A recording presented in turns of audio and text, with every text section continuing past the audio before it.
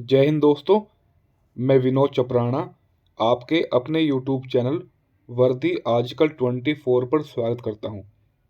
दोस्तों, आज का हमारा पॉलिटी का 7वें नंबर का लेक्चर है। इससे पहले मैं 6 लेक्चर करा चुका हूं, जो कि एक प्लेलिस्ट बनाई हुई है इंडियन पॉलिटी के नाम से। आप वर्दी आजकल 24 चैनल पर जाओ और जाके भाई वहाँ पे जाके प्लेलिस्ट देखो, तो आपको सभी लेक्चर वहाँ मिल जाएंगे। आज का हमारा 7वें नंबर का लेक्चर है, जिसका नाम है राष्ट्र के प्रतीक यानी नेशनल सिंबल। यहाँ से आपका एक प्रश्न कभी ना कभी तो पूछता ही है भाई। वैसे तो अक्सर पूछा ही जाता है एक प्रश्न आपका। अगर आप इन प्रश्नों को घर से सही तरीके से तैयार करके नहीं जाओगे तो वहाँ जाके भाई फैक्चुअल इन्फॉर्मेशन आपकी गलत होने का चांस बहुत ज़्यादा होता है। जो सीक्वेंस आपका लक्ष्मीकांत और आपकी परीक्षा वाणी में दे रखा है, उसी के हिसाब से भाई मैं लेके चल रहा हूँ। आज का ये आपका 7वें नंबर का लेक्चर है। तो भाई स्टार्ट करते हैं। सबसे पहला है आपका राष्ट्रीय ध्वज, नेशनल फ्लैग के बारे में पढ़ेंगे भाई। हमारे राष्ट्रीय ध्वज का नाम क्या है? तो भाई हमारे राष्ट्रीय ध्वज का नाम है तिरंगा। तिरंगा को भारतीय संविधान ने कब अपनाया? तो तिरंगा को संविधान ने भाई 22 जुलाई 1947 को ही अपना लिया था।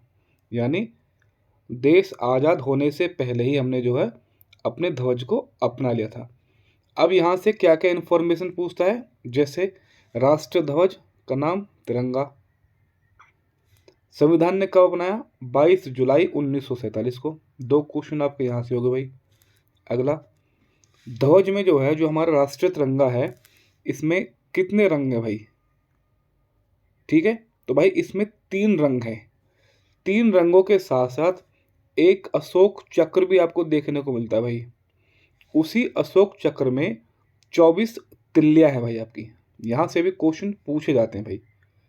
एक आपका जो है ध्वज में 3 रंग हैं, उसमें आपका एक अशोक चक्र है और उस चक्र में आपकी कितनी तिल्लियां हैं? 24 तिल्लियां है भाई। अब देखते हैं रंग कौन कौन से भाई। सबसे ऊपर जो रंग है उसका नाम भाई केसरिया। केसरिया सबसे ऊपर का रंग है आपका। और ये रंग क्या दर्शाता है? तो ये केसरिया रंग आपका त्याग एवं बलिदान का प्रतीक है। यहाँ से क्वेश्चन पूछा ही जाता है भाई कि जो सबसे ऊपर का रंग है वो कौन सा है? तो उसका नाम भाई केसरिया। और केसरिया किसका प्रतीक है? त्याग एवं बलिदान का।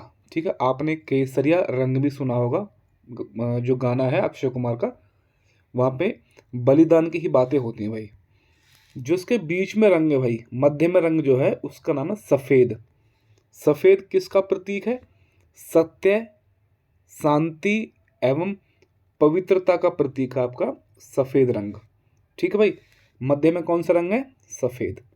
और सफ़ेद किसका प्रतीक है? सत्य, शांति और पवित्रता का प्रतीक है आपका। सबसे नीचे का रंग कौन सा है? सबसे निचला रंग वो है हरा। तो ये किसका प्रतीक है हरा भाई? देश की समृद्धि एवं उर्वरता का प्रतीक है। ठीक है भाई, तो आपने यहाँ पे देखा ध्वज, हमारा जो राष्ट्र ध्वज है उसका नाम तिरंगा है। संविधान ने अपनाया 22 जुलाई 1947 को। इसमें 3 रंग, एक अशोक चक्र और अशोक चक्र के अंदर 24 तिल्लियां भाई। ठीक है, अब अगला क्वेश्चन, जो हमारा राष्ट्र ध्वज तिरंगा है उसकी लंबाई और चौड़ाई का अनुपात कितना है? तो लंबाई इसकी 3 है और चौड़ाई जो भाई इसकी 2 है। ठीक है, आपसे कैसे भी क्वेश्चन पूछ सकता है कि इसकी चौड़ाई और लंबाई का अनुपात क्या है। ठीक है भाई, चौड़ाई और लंबाई का अनुपात क्या है? तो आपको पता है चौड़ाई 2 है और लंबाई 3 है। ठीक है, ये 20-30 भी कर सकता है, 200-300 भी कर सकता है, 2000-3000 भी कर सकता है। ठीक है, तो ये चीज़ें भाई रेसो में है भाई। लंबाई और चौड़ाई का अनुपात कितना है? 3:2। अब बात करते हैं, जो ध्वज के बीच में चक्र है, आपने देखा भी होगा भाई। तो ध्वज के बीच में चक्र है, जिस चक्र में कितनी तिल्लियां भाई? 24 तिल्लियां बनी हुई है। इसको देखते हैं। तिरंगे की सफेद के मध्य में गहरे नीले रंग का एक चक्र बना है। जो अभी मैंने तिरंगा आपको बताया है कि मध्य में सफेद रंग है, और इस सफेद रंग के मध्य में ही क्या है, एक गहरे रंग का, यानी जो हमारा अशोक चक्र है उसका रंग कैसा है भाई, तो अशोक चक्र का रंग है आपका नीला, और वो भी कैसा नीला, गहरा नीला। ठीक है, जिसमें कितनी तिल्लियां हैं, जो आपका चक्र है उसमें 24 तिल्लियां हैं। इस चक्र को कहां से लिया गया, इस चक्र को सारनाथ में स्थित अशोक स्तंभ, अशोक स्तंभ आप देखोगे वहां पे सिंह स्तंभ बना हुआ है, 4 सिंह है, अशोक स्तंभ से लिया गया भाई। ठीक है, तो इस जो चक्र है जिसमें 24 तिल्लियां हैं, जो कि चक्र आपके नीले रंग का है, ठीक है, और भी गहरा नीला है, इसको कहाँ से लिया गया भाई, सारनाथ, सारनाथ में स्थित अशोक स्तंभ से। आप बताओगे सारनाथ कहाँ स्थित है भाई, तो यहाँ से इतने क्वेश्चन आपके पूछे जाने के चांस है आपके राष्ट्र ध्वज से। अगला है राष्ट्रीय चिन्ह, नेशनल एम्ब्लेम। राष्ट्रीय चिन्ह हमारा क्या है, भारत का राष्ट्रीय चिन्ह सारनाथ स्थित अशोक के सिंह स्तंभ की अनुकृति है। तो राष्ट्रीय चिन्ह क्या भाई हमारा, हमारा राष्ट्रीय चिन्ह है अशोक का स्तंभ। ठीक है भाई, अशोक का स्तंभ, भारत का राष्ट्रीय चिन्ह सारनाथ स्थित, यानी कहाँ है भारत, कहाँ से लिया गया भाई, सारनाथ से, सारनाथ में भाई। ठीक है, तो राष्ट्रीय चिन्ह क्या है हमारा, सिंह स्तंभ या शेर का स्तंभ।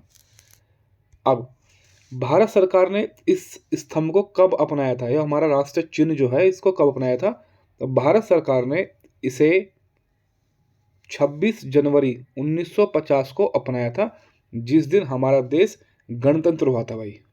ठीक है जी, अब राष्ट्रीय चिन्ह में जो है, जो हमारा अशोक स्तंभ है, इसमें सिंह की संख्या कितनी है, कितने शेर दिखाई देते हैं, वैसे आप देखोगे तो 3 ही शेर दिखाई देते हैं, एक सामने की तरफ, एक बाएं की तरफ, एक दाएं की तरफ, लेकिन जो पीछे वाला शेर है वो दिखाई नहीं देता है।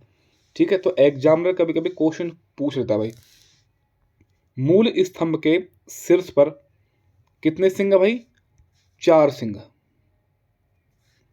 4 सिंह है, जो एक दूसरे की ओर पीठ किए हुए भाई। ये अभी मैं आपको चित्र से भी दिखा दूंगा भाई कितने सिंह हैं, तो आपको ध्यान रखने कि भाई ये 4 हैं। ठीक है, जो ये सिंह है ये किसका प्रतीक है, ये जो सिंह है, शेर जो है, ये साहस एवं निर्भीकता का प्रतीक है। आपने देखा होगा भाई शेर का मतलब क्या होता है, वो साहसी लोग होते हैं जो निर्भीक होते हैं, जिसमें किसी प्रकार का भय नहीं है। ठीक है भाई, अब जब आप अशोक का स्तंभ देखोगे, जो हमारा राष्ट्रीय चिन्ह है, इसमें एक पट्टी भी है, और पट्टी के मध्य में एक चक्र है जिसका नाम है धर्म चक्र। ठीक है भाई, एक पट्टी भी है उसका नाम है धर्म चक्र। अब उस पट्टी से क्या क्वेश्चन पूछता है, पट्टी के मध्य में धर्म चक्र है जिसमें 24 तिल्लियां है, तिल्लियां 24 घंटे का प्रतीक है। ठीक है भाई, यानी एक पट्टी खींची हुई इस प्रकार से, और उसमें क्या है, उसमें 24 एक चक्र बना हुआ है जिसका नाम है धर्म चक्र, और इसमें भाई आपकी 24 तिल्लियां बनी हुई है, और ये 24 तिल्लियां क्या है, ये 24 तिल्लियां 24 घंटे का प्रतीक है भाई। ठीक है, अब चक्र में और क्या क्या देखने को मिलेगा, चक्र के दाईं ओर एक सांड है, इसके राइट हैंड पे एक सांड है, और जो सांड जो ना वो कृषि प्रधान अर्थव्यवस्था का प्रतीक है। इस सांड जो चक्र के दाईं तरफ दिखाई देगा आपको, क्या है, सांड, और किसका प्रतीक है, कृषि प्रधान अर्थव्यवस्था का प्रतीक है। ठीक है, हमारा देश जो है कृषि प्रधान देश है। ठीक है, अब चक्र के बाईं ओर क्या चित्र है, चक्र के बाईं ओर क्या है, एक घोड़ा है जो अदम्य शक्ति, परिश्रम एवं गतिशीलता का प्रतीक है।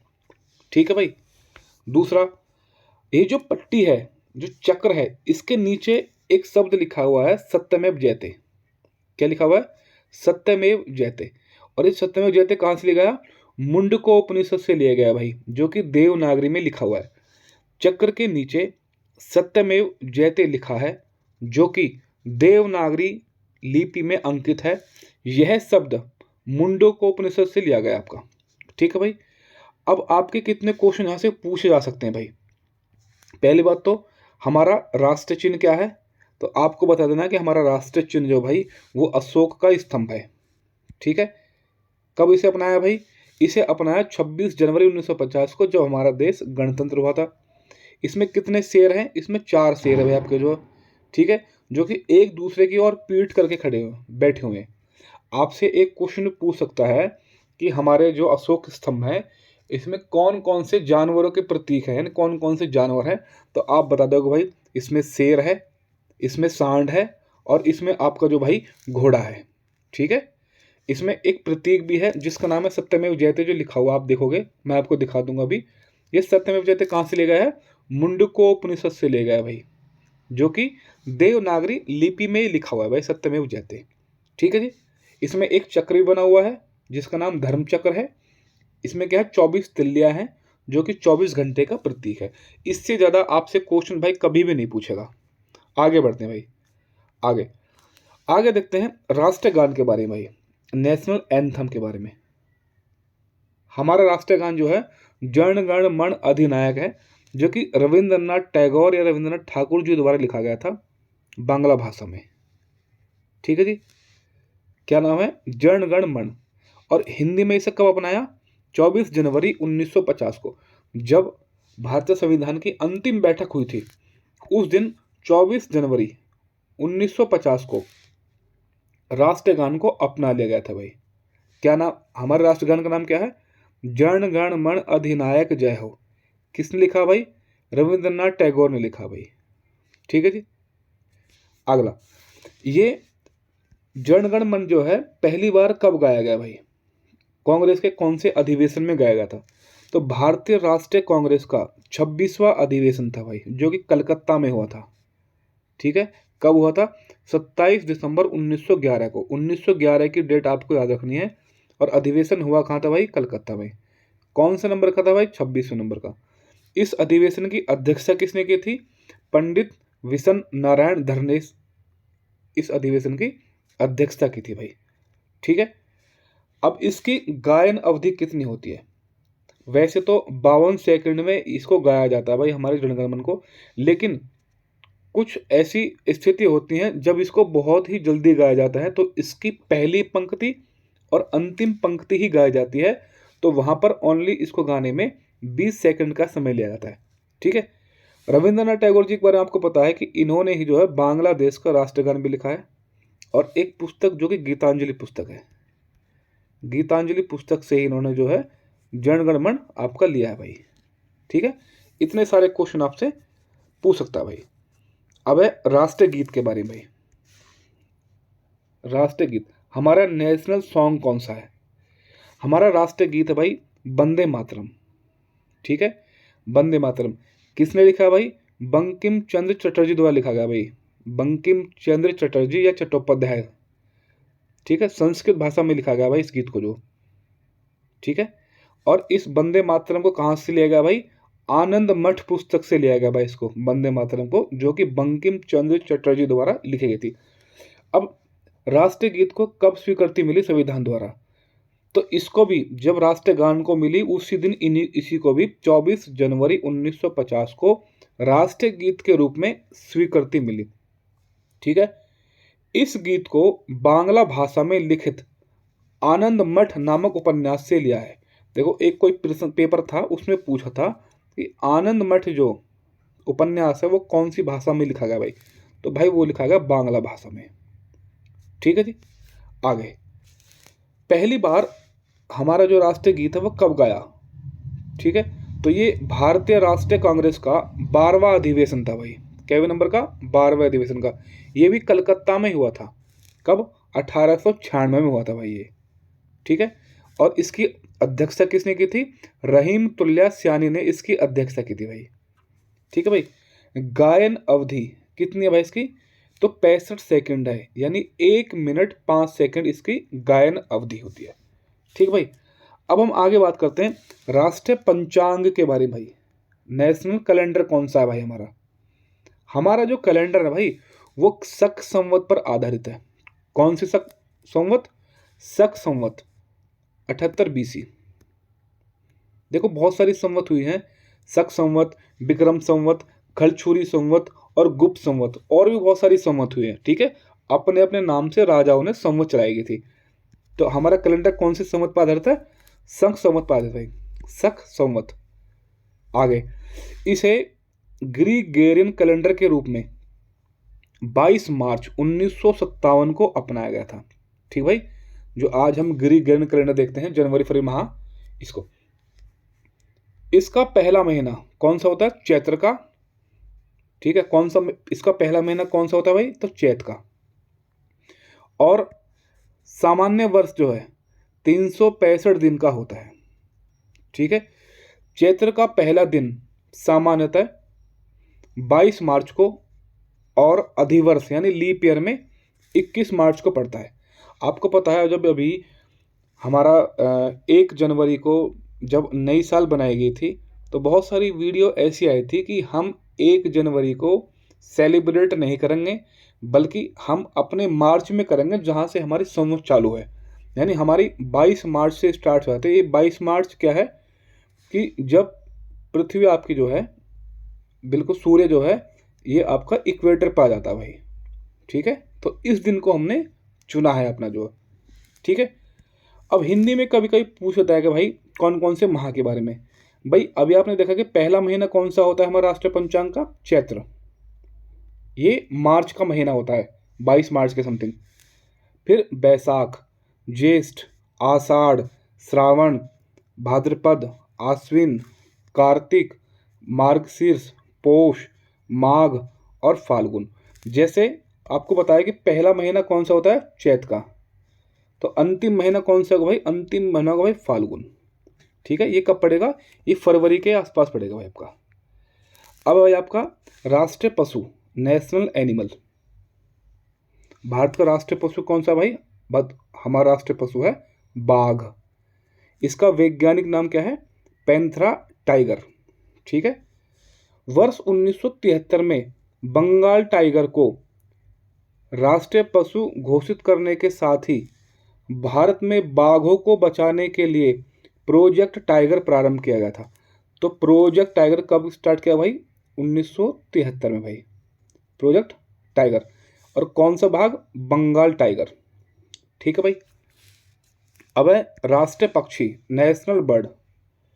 तो हमारा राष्ट्रीय पक्षी कौन सा भाई? तो भारत का राष्ट्रीय पक्षी भाई आपका मोर, जिसका वैज्ञानिक नाम क्या है? पाओ क्रिस्टेटस। ठीक है, इसे 26 जनवरी 1963 ईस्वी में राष्ट्रीय पक्षी घोषित कर दिया गया था भाई। कब? 26 जनवरी की डेट को और वर्ष 1963 को। भारतीय वन एवं वन्य प्राणी सुरक्षा अधिनियम जो 1972 है के अंतर्गत को मोर को पूर्णतः संरक्षण प्राप्त है। आप जब देखोगे 1972 की जो लिस्ट है, कई सारी लिस्ट बनी हुई, list first, second, third, fourth.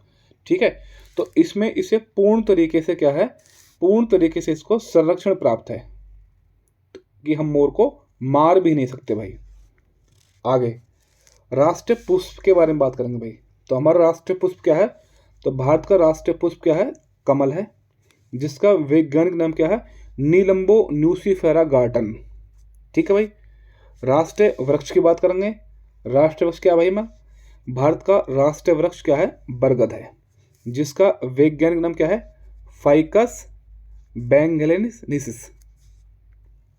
ठीक है जी। राष्ट्रीय फल क्या हमारा? तो राष्ट्रीय फल भाई हमारा आम।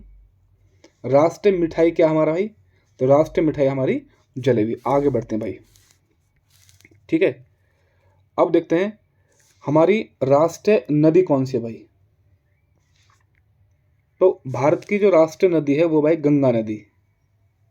ठीक है, गंगा भारत की सबसे लंबी नदी है। ज्योग्राफी में पढ़ेंगे भाई, 2525 किलोमीटर है भाई आपकी जो। ठीक है, गंगा को भारतीय राष्ट्रीय नदी कब घोषित किया गया भाई? तो 2008 में। राष्ट्रीय विरासत पशु कौन सा भाई? तो राष्ट्रीय विरासत पशु हमारा जो है एशिया हाथी है भाई। भारत सरकार ने एशिया हाथी को राष्ट्रीय विरासत पशु के रूप में 2010 अक्टूबर महीने में घोषित किया गया था भाई। हमारी राष्ट्रीय मुद्रा क्या है? मुद्रा का प्रतीक तो रुपया है भाई। भारत की राष्ट्रीय मुद्रा क्या है? रुपया है। भारतीय रुपये को 2010 में स्वीकृति मिली 15 जुलाई 2010 को। इस प्रतीक का जो डिजाइन है वो किसने किया था भाई? तो डी उदय कुमार ने इसका डिजाइन तैयार किया था, जो ऐसा बना होता है रुपया। ठीक भाई, डी उदय कुमार। अगर राष्ट्रीय जलीय जीव, तो मीठे पानी की गंगा डॉल्फिन को भारत का राष्ट्रीय जलीय जीव घोषित किया गया भाई।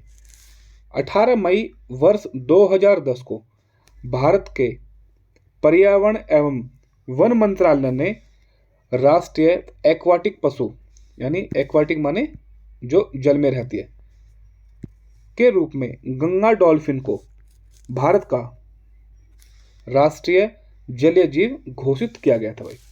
ठीक है, अब थोड़े से भाई चित्र देख लेते हैं भाई एक बार जो है। जैसे ये हमारा क्या है? राष्ट्रीय ध्वज है। देखोगे ऊपर क्या है? केसरिया, सफ़ेद, हरा। आपकी जो है गहरे रंग की जो है सागरीय नीले रंग की चक्र है। कितनी तिल्लियाँ भाई? तो 24 तिल्लियाँ भाई। लंबाई चौड़ाई का अनुपात कितना भाई? 3:2। ठीक है भाई। आगे ये है भाई हमारा राष्ट्रीय चिन्ह। क्या है? राष्ट्रीय चिन्ह। इसका नाम क्या है? अशोक का स्तंभ भाई है। कितने शेर है? 1 2 3, एक इसके पीछे है 4। ठीक है भाई। ये क्या भाई आपका जो है? घोड़ा। ये क्या आपका भाई? सांड। ये क्या आपका भाई? ये आपका धर्म चक्र है। कितनी तिल्लियाँ भाई? 24 तिल्लियाँ है। 24 घंटे का प्रतीक भाई आपका जो। नीचे क्या लिखा हो भाई? सत्यमेव जयते। कहाँ से लिया गया भाई? आपका मुंडकोपनिषद से। मुंडकोपनिषद से लिया गया।